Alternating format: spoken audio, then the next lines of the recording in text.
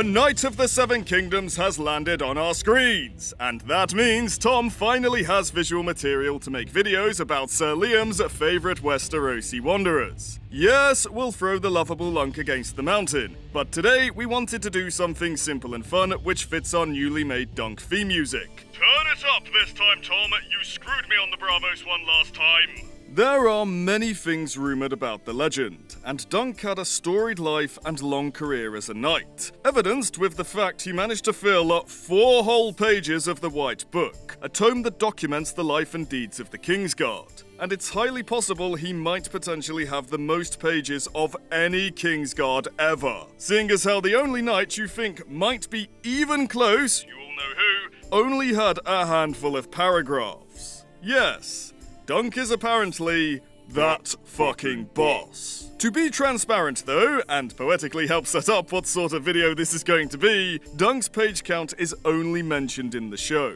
But it's probably worth putting some stock in since George was still heavily consulting during the episode this is mentioned, and he wrote the preceding episode. Odds are fairly good that number came from him, but we have no proof of that. And besides, page counts matter not. We're not covering those glorious deeds in that dusty old tome today anyway. Instead, we're looking at something that bridges Dunk with the main series. While his deeds are many and great, another thing rumoured about the Hedge Knight with the height, Hey, that rhymed, Tom. is he got around. And I'm not talking about his travels throughout Westeros, more that he maybe inspired the saying of making the 8. It seems our boy Dunk had game. That, or he was thick as a castle wall in other ways. Is that promising? This has led to Descendants dotted around Westeros by the time of the main series, with George confirming some have been featured. Some forums state there are exactly 4, but like Dawn's armor-slicing powers, I cannot for the life of me find an official valid source for that, so instead of stepping on that landmine, why not just have a wee look-see at all the popular candidates and the strength of their case? Also guys, don't forget to like, hype and subscribe. We have a Discord server here and a Star Wars channel here if you're interested. Anyway, back to the topic at hand. Let's start with criteria. What could make someone a descendant of Dunks? Well, in the real world, genetics are a little more complicated. Sometimes physical and personality traits carry over, sometimes they don't. But in the world of Ice and Fire, it seems Jon Arryn was indeed onto something when he said the seed is strong. Family lines really do seem to reproduce consistent results with only occasional outliers. To give a couple of examples, the Baratheons we read about throughout history all seem to be a near copy-paste of their progenitor Orys, with only minor physical and personality divergences at best. And every Targaryen seems to be ingrained with a genetic predisposition to fuck their relatives. In the real world, you'd be struggling to trace it. But in the world of Ice and Fire, we could trace Sir Duncan's path across Westeros and assess the genealogy of the common folk and cross-reference it across many different regional... Oh, fuck it, Tom. Let's just look at the people that are really tall. Then factor in the lack of a traceable noble lineage and traits that fall in line with Dunk's decent, simple nature, and we'll take it from there. You might think we're taking the piss here, but this straightforward approach can sort of be validated with the one freebie George has so kindly provided us. Brienne of Tarth is massively hinted at in the books and outright confirmed by George himself to be one of the known descendants, and yeah, it's not hard to believe. She embodies many of Dunk's qualities and values while also sporting abnormal height, a simple yet intuitive intelligence, and a gift for brawling in a fight over being all fancy-smancy like that posh Kingslayer twat.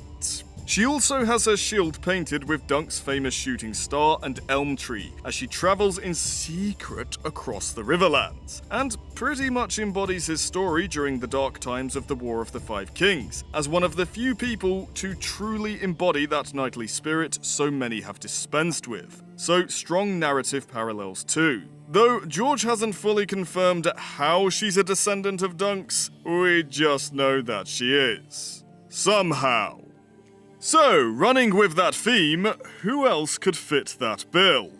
Well, let's start with those who are abnormally tall. When we say abnormally tall, we're not talking about your Jamies and Barristons or even Bobby B. If you're not closer to 7 foot than you are to 6, you're not making the cut, short ass. Discounting long-chain noble lineages like the Umbers and the Baratheons, that would mean these here are your candidates. Eryk and Aryk, not so affectionately referred to by Lady Olenna as Left and Right, whom serve as the Queen of Thorn's personal guard. Tallad the Tall, a hedge knight of common origins. Small Paul at the Wall. Hey, that rhymed, Tom. The gentle giant at Castle Black. Gren, just Gren. Hodor, everyone's favourite guardian of the Three-Eyed Useless. And Gregor and Sandor of House Clegane. Everyone here is certainly big enough to descend from someone whose moniker was The Tall. After this, the only way to strengthen the connection is to look at any potential evidence and grasp at straws by looking to the thematic ties and subtext within the novels. Because, while George does strive for a more anarchic world of chance and looks to avoid poetic ties and the like, he is still an author, he does still do foreshadowing, he does draw parallels, and Dunk is a darling character of his. Hence why he got his own standalone book series. This isn't a case of yes and no, by the way. There is simply not even close to enough info to make such foot-down statements. It's more, how much of a case even is there? I know, let's do a tier list, Tom Buddy. That will surely not piss anyone off. Whack Brienne in S. She's confirmed. Now let's begin. With Eryk and Aryk... I understand why Olenna refers to these two as left and right. Their names aren't too tricky to pronounce, but fuck me, they're really annoying to try and read off a page. Anyway, they are 7 feet tall, they are simple, they are obviously good warriors to be trusted by Olenna, and yeah, that's it. They are super minor characters, bordering on set dressings. Could they be Dunk's descendants? Sure, I guess. Dunk has spent 2 of his 3 books in the Reach, and with no real family tree or house name for the twins, it's surprisingly tricky to look up their heritage to dispute the claim. But that doesn't mean it's true either. E-tier case here, Tom. After these guys, we have Gren, Jon's buddy at the Night's Watch. You know, this guy. Jon seems to be around 6 foot by most fans' estimates, and Gren is a full head taller than him, so he's got the height. But what else has he got? Well, I think it's fair to say he's also got the heart. He's simple, but also loyal, kind, protective, and incredibly fucking brave. He doesn't kill a giant in the books like he does in the show, that honor went to the one-armed wonder Donal Noy, but make no mistake, it's not an out-of-character moment for him. In the books, it is in fact Gren who initially confronts the other, whom Sam slays. So, similar height, similar mind, and similar heart. But is there anything else we could cling to? Nope. Sorry guys. Like the twins, we don't know much about Gren's previous life, where he's from, or have any sort of literary subtext or thematic explorations to strengthen the link. But there's ever so slightly more than the twins, so D-tier case. After Gren would be his buddy Small Paul. Paul is basically George not so subtly saying, "Hey, I want Lenny from Of Mice and Men in my story." And his editor said, Fine, but at least change the damn name a bit more this time, George. Seems the Yorks and the Lancasters aren't the only ones he takes, quote-unquote, inspiration from. Hey Tom. Small Paul has roughly the same case as Gren. He's got the height and the heart. And he too stands alongside Sam with Gren against the formidable other known as Puddles, and bravely gives his life to defend his brothers. But Paul has some super weak subtext that forges one more link than Gren. He is often called thick as a castle wall, which you'll know was Pennytree's favourite way to describe Dunk. Is this irrefutable evidence and a strong thematic tie? No, not really. Look, people really cling to this, but what's more likely? The phrase is ironclad foreshadowing, or just a common idiom employed by the folk of Westeros to insult stupid/simple people. Same goes for those that want to draw a connection with Gren being referred to as an Aurochs. It's weak, sorry. Also, Dunk is simple, but he's not simple in the same way Small Paul is. Dunk is merely lacking academic sharpness and wit, whereas Small Paul clearly has learning disabilities in a world where people don't know what that is. I don't think it's a fair comparison. Both are sweet and likeable, but in different ways. Whack him in D tier with Gren, Tom. Another potential case is Sir Tallad The Tall. Righto, case closed. Next one, Tom, buddy. Wait, you want me to dive a bit deeper into this one?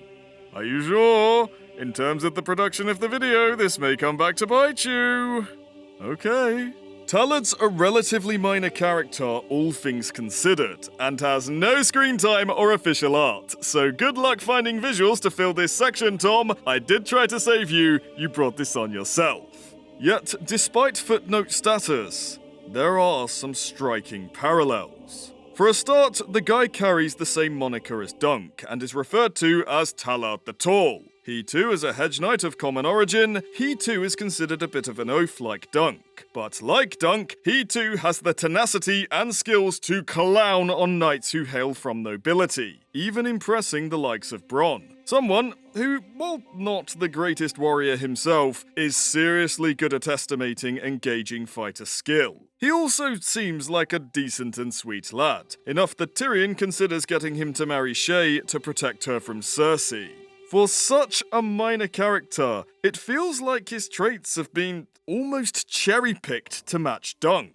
Furthermore, Tallad is falsely imprisoned and accused by Cersei for being one of Marjorie's lovers. A prominent theme in Dunk's novels is injustice and the abuse of power by those higher up on the social ladder. So, small narrative parallel there. Could it be because it's in his blood? Could it be he's a home-brand knockoff imitation because George was creatively bankrupt when writing him? Or is it just the matrixing of purely coincidental traits leading to a false conclusion? Either way, me and Tom find Tallad quite an interesting speculation. Got to be worth a B, at least. Hey Tom. After Tallad, we've got the Clegane brothers. Most people really hate this idea, and yeah, I can totally understand why. Gregor is a massive piece of shit. Stop raping, sir! We at the Fandome hate him enough to have churned out 6 videos on who can kill him, with 1 million more well on the way. And yeah, Sandor is a much better person with many redeeming qualities. But he isn't exactly what you'd call pure of heart. While some speculate it was his own twisted brand of kindness and mercy, we often overlook he opened up his arc with the cold-blooded murder of an innocent child. No one wants there to be an ancestral link between sweet and honourable Dunk and these two. But like it or not, there is a case to be made. Dunk did visit Lannisport in 208 AC, and one of the key details of that visit is, it's where he learned to kiss. And even if he didn't sow his oats then, it's implied he travels the Westerlands with Egg. Point is, he had a chance to, seed the region, so to speak. There's not much connection to be made with Gregor beyond the height. In fact, I think it's fair to say Greg is the yang to Dunk's yin in every conceivable way. But instead of writing it off, it actually makes me like the idea even more that one of the purest knights has a descendant who is the antithesis of knightly ideals, and another who's almost apathetic to the role. It would almost be commentary on the state of knighthood come time of the main series, that even those who descend from the pure of heart have turned their backs on its values. There's also some ambiguity in their lineage that makes such a link, at the very least, feasible.